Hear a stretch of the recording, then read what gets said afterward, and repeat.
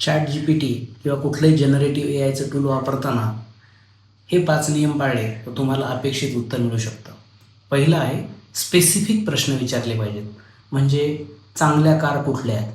याऐवजी भारतात 10 लाखाच्या आतमधल्या पेट्रोल फॅमिलीसाठी योग्य कार कुठल्या आहेत?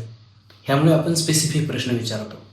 दुसरी महत्त्वाची गोष्ट आहे म्हणजे तुम्हाला त्याला रोल सांगायला लागतो की तू काय रोल कर. या केसमध्ये तू एक मेकॅनिकल इंजिनियर असून तुला ऑटोमोबिलचं बऱ्यापैकी ज्ञान आहे असं ॲझ्युम करून यातली कुठली कार फीचर वाईज सगळ्यात रिच आहे असा प्रश्न विचारायचा. रोल दिलेला आहे आपण. तिसरं आहे, त्याला क्लिअर कॉन्टेक्स्ट सांगायला पाहिजे. म्हणजे मला कार घ्यायची तर माझं वय काय, मी कुठल्या गावात राहतो, माझं बजेट किती आहे आणि माझे काही प्रेफरन्सेस आहेत का. त्यामुळे आपण त्याला क्लिअर कट कॉन्टेक्स्ट देतो आहे. चौथी गोष्ट आहे मिळणाऱ्या उत्तराचा फॉर्मॅट. मला निबंध लिहून पाहिजे, मला 5 लाईनीत पाहिजे, मला टेबलमध्ये कंपॅरिझन पाहिजे, हे स्पेसिफिक सांगायला पाहिजे.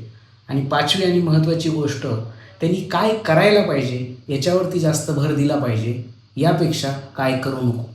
काय करू नको सांगत बसायचं नाही, एक्झॅक्टली काय कर हे त्याला सांगितलं पाहिजे. अशा प्रकारे जर आपण जनरेटिव्ह जे टूल जेमिनी असेल, ChatGPT असेल वापरले तर आपल्याला कदाचित जास्त इफेक्टिव्ह काम करता येऊ शकतं.